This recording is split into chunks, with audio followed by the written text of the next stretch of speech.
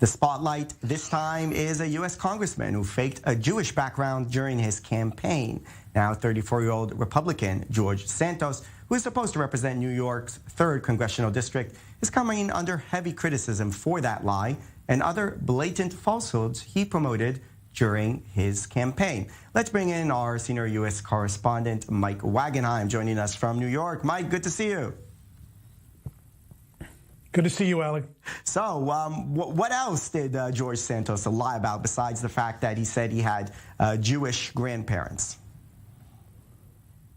Well, there's a lot to dissect here. Lied about his college education, said he graduated from certain universities that he now admits he didn't graduate from. Lied about his business background, said he worked for a number of firms. It turned out he didn't. At best, he may have worked for an organization that did business with those firms. That's what he says now, though that hasn't been confirmed either. Lied about his finances, apparently was in arrears on rent and still is, though the big question now is, where did he get $700,000 that he loaned his campaign if he couldn't pay his rent? That may lead to a federal investigation based on forms that he needed to fill out during his candidacy. But the question in the Jewish world is, well, what is he? Is he Jewish or is he Jewish? Santos now in a round of interviews saying, I never said I was Jewish. I said I was Jewish.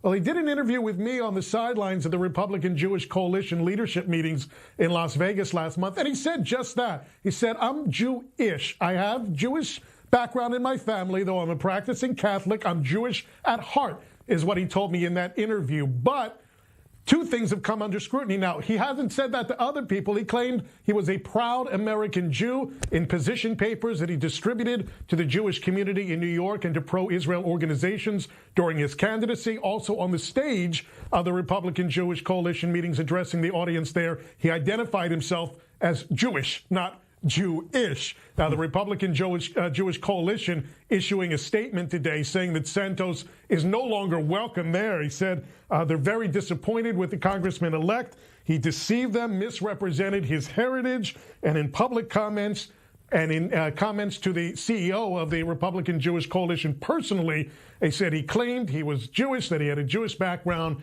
and that apparently is not true. Also, by the way, his claim that his grandparents fled persecution in Ukraine and then in Nazi-occupied Belgium has come under question as well, based on the family tree documents and immigration documents.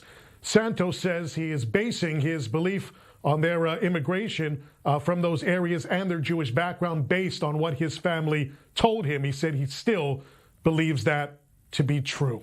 Right. So, I mean, a lot of the evidence here points to the fact that he lied about his background to try to garner some Jewish votes there in that district. So what impact will this have on him politically moving forward? Or will he be able to get away with it? I mean, we've seen plenty of lies, politicians getting away with lies in the U.S. system, haven't we? You know, at this point, if you're a PR agent for George Santos, you try to drag this out as long as possible, hope there are more controversies involving other Congress members or another crisis within the country, and the problem just fades away at this point. The presumed Speaker of the House, so that's far from official at this point, Kevin McCarthy, the current Republican leader in the House, has not commented on Santos's controversies. There are Democrats calling him to resign even before he takes office, and there could be a point where Democrats have the votes to kick him out of office based on these falsehoods, though that would certainly create a crisis within the Congress as well. So Santos right now just trying to select the interviews he's doing at the moment, trying to, muddle up the field as much as he can in terms of what he says is to be true, is not to be true, and says he has simply embellished. Right. He didn't lie. So some more spin coming there from George Santos. Again, just trying to drag this out as long as possible until other controversies arise.